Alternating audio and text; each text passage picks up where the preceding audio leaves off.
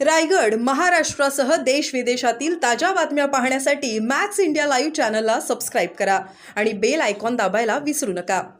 नावं त्या कुटुंबांकडून घेत नाहीत, त्या जवळच्या माणसाकडून घेत नाही तोपर्यंत ज्याला इंग्रजी म्हणतात the law is set in motion, असं होत नाही. कायदा तुम्हाला तो मोशन मध्ये टाकावा लागतो आणि तो कायदा मोशन मध्ये टाकायचा असेल तर तिथे कुटुंबाचा FIR असणं हा महत्वाचा आहे असं त्या ठिकाणी मानतो.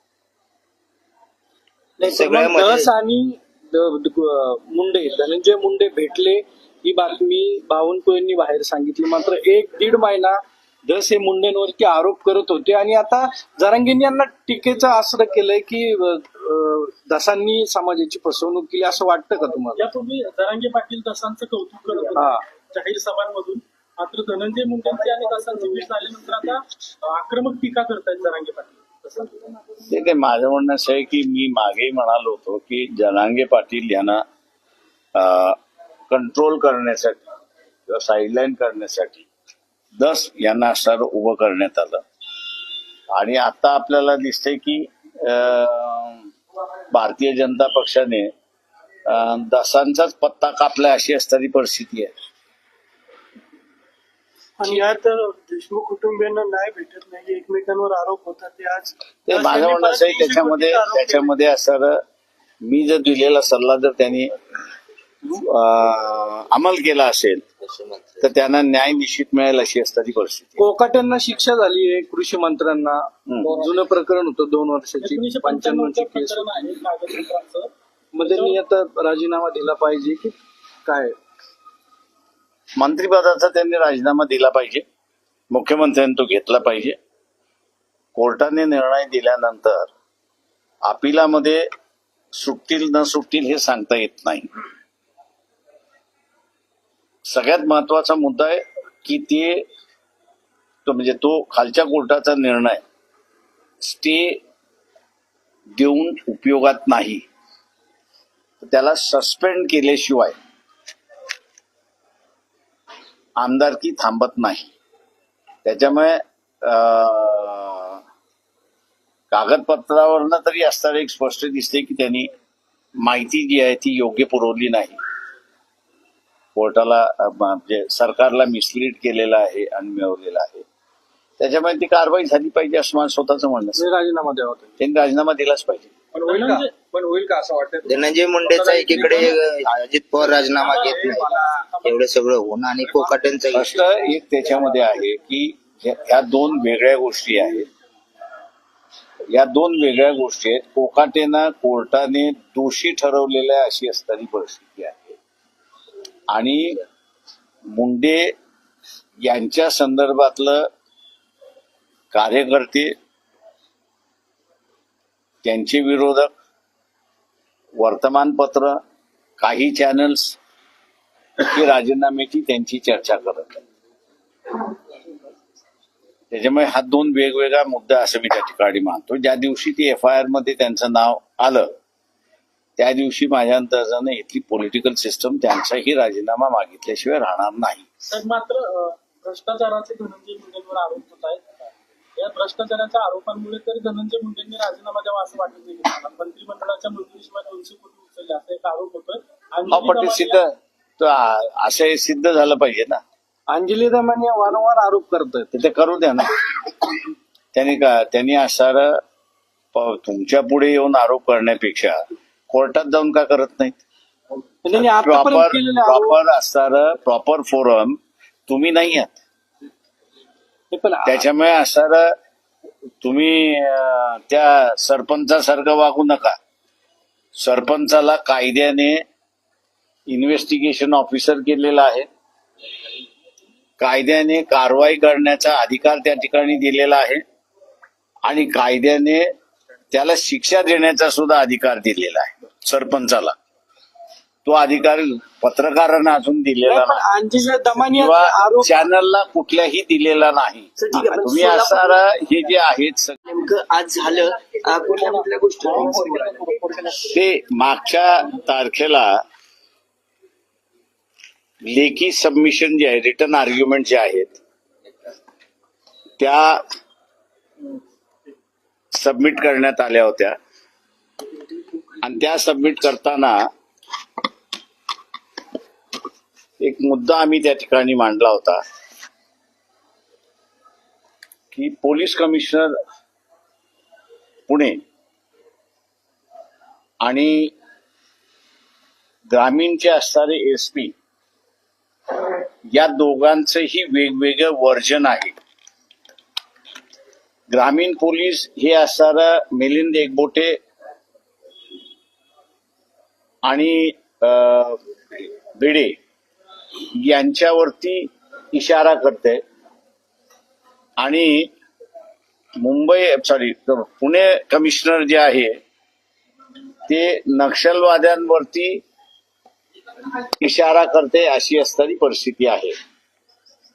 म्हटलं याच्याच बरोबर असणारा एक तिसरा अँगल आहे आणि तो म्हणजे महाराष्ट्राचे माजी मुख्यमंत्री शरदजी पवार यांनी उद्धव ठाकरे मुख्यमंत्री असताना एक पत्र लिहिलं होतं आणि ते पत्र लिहित असताना त्याच्यामध्ये राईट विंग जे आहे या राईट विंग वरती त्यांनी असणारा ब्लेम ठेवला होता अशी असणारी परिस्थिती आहे. तर कमिशनने असं मांडलं की आमच्या समोर त्याच्या संदर्भातली कुठलीच कागदपत्र आलेली नाही.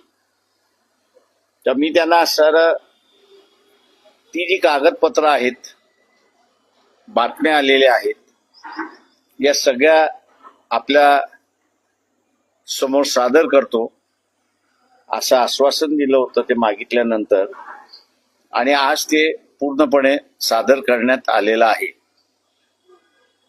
ते पत्र वाचल्यानंतर कमिशनचं ओपिनियन असं झालेलं आहे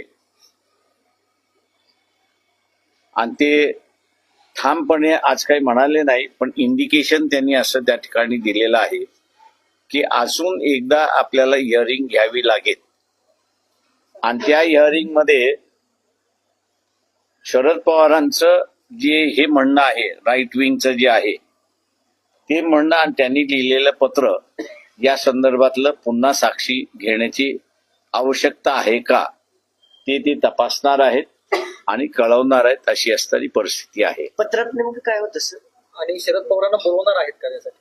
हा ते त्यांनी एक्झामिन करतो असं त्या ठिकाणी म्हटलेलं आहे आणि मग 3 थिअरीज त्याच्यामध्ये मी असं म्हणेन म्हणजे एक एसपी ग्रामीण यांचं वेगळं म्हणणं, पुणे कमिशनर यांचं असणारं वेगळं म्हणणं आणि महाराष्ट्राचे माजी मुख्यमंत्री शरद पवार यांचं तिसरं म्हणणं अशा रीतीचं असणारं ते एक्झामिन करण्याचं आहे आणि ते लवकरच आम्हाला कमिशन कळवेल असं त्या ठिकाणी आहे. पत्रात काय होतं मजकूर काय होतं? तुमच्या सबमिशन असे शरद पवारांनी जे काही प्रेसमध्ये म्हटलं होतं त्या काळात आणि जे आता असणारं कमिशन पुढे पाडलंय ते म्हणजे की लेफ्ट विंग म्हणजे हिंदू अतिरेकी संघटना ज्या आहेत त्यांनी हिंदू हा शब्द वापरलेला नाही परंतु त्यांच्याशी संबंधित असणाऱ्या ज्या संघटना आहेत त्यांच्याकडे त्यांचा इशारा आहे अशी असणारी परिस्थिती आहे. तेव्हा तोही अँगल समोर आणला पाहिजे असं कमिशनचं म्हणणं आहे कमिशनमध्ये आणि त्या संदर्भातला ते लवकरच निर्णय घेतील आणि आम्हाला कळवतील अशी असणारी परिस्थिती. गरज पडली तर आयोग समजा जर गरज पडली तेच म्हणालोय की ते आता सगळं दाखल केलेली कागदपत्र जी आहेत त्या कागदपत्रांचा अभ्यास करून शरद पवारांना बोलवणं त्यांना गरज वाटत असेल तर ते बोलवतील. साहेब तुम्ही पहिल्या दिवसापासून या मुद्द्यावर आवाज उठवला होता मात्र आता जे काही पवारांचं म्हणणं आहे त्या मुद्द्याची तुम्ही सहमत आहे का? कुठल्या संदर्भात ते त्यांनी राईट विंगचं आहे लेफ्ट विंग नाही राईट विंगचं जे आहे त्यांनी ज्या राईट विंगच्या ह्याच्या संदर्भातलं आहे ते माझ्या अंदाजानं ग्रामीण पोलीस जो आहे ग्रामीण पोलीस हा त्याच दिशेने असणारा इशारा करतोय अशी असणारी परिस्थिती आहे. सर हे झालं वेगळा विषय. धनंजय मुंडेंच्या बाबतीत धनंजय मुंडे आणि सुरेश धस एकत्र भेटले होते अशाही चर्चा जी आहे ते बावनकुळेंनी सांगितलं. नेमकं मग 1 महिनाभर त्यांचा जो वाद सुरू होता, धस आरोप करत होते मुंडेवर, मग हे काय सुरू होतं सर? ते मी देशमुखांचं कुटुंब ज्यावेळेस मला भेटायला आलं त्यावेळेस मी देशमुख कुटुंबानं असं चौकशी केली होती की तुम्ही FIR पहिल्यांदा दाखल केलाय का कुटुंबापैकी. त्या कुटुंबाने सांगितलं की आम्हाला कुणीच सांगितलं नाही की FIR त्या ठिकाणी दाखल करावा. तर मी त्यांना असं म्हटलं की पहिल्यांदा तुम्ही असं FIR त्या ठिकाणी दाखल करा. तुम्हाला जे जे आरोपी वाटतात त्या सगळ्यांची नावं तुम्ही असं त्या ठिकाणी नमूद करा. मगच म्हटलं कायदा हा कारवाई करायला सुरुवात करेल अशी असणारी परिस्थिती आहे. मी असा आरोप करतोय की जे आंदोलनकर्ते सगळे आहेत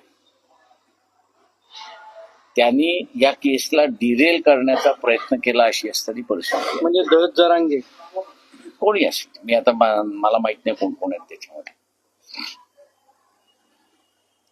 डिरेल करण्याचा असणारा प्रयत्न केलेला आहे. का जोपर्यंत तुम्ही FIR मध्ये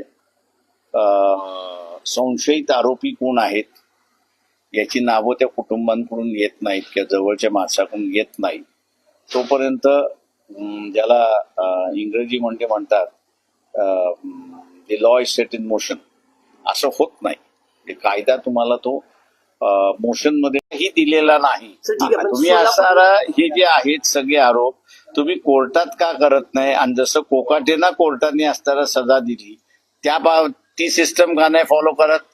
अंजली दामानी यांनी आतापर्यंत आरोप केले मात्र ते कोर्टापर्यंत म्हणजे देवेंद्र फडणवीस असतील अजित पवार असतील ते टिकले नाही. मग हे आरोप कुठल्या बेसवर करतायत? माझं म्हणणं असं आहे की त्यांनी उलटा त्यांच्यावरती असणारा मानहानीचा दावा केला पाहिजे.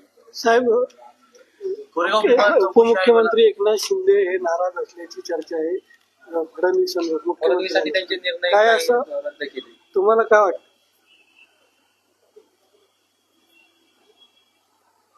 दोघांमध्ये घमासान युद्ध चाललंय याच्याबद्दल दोमत नाही.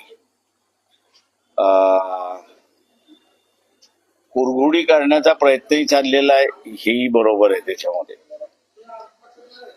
परंतु हे युद्ध कुठपर्यंत चालेल आणि कधीपर्यंत चालेल याचा काही सांगता येत नाही. पण अशी निष्कर्ष परिस्थिती आहे. काय निघेल तुम्हाला काय वाटतं?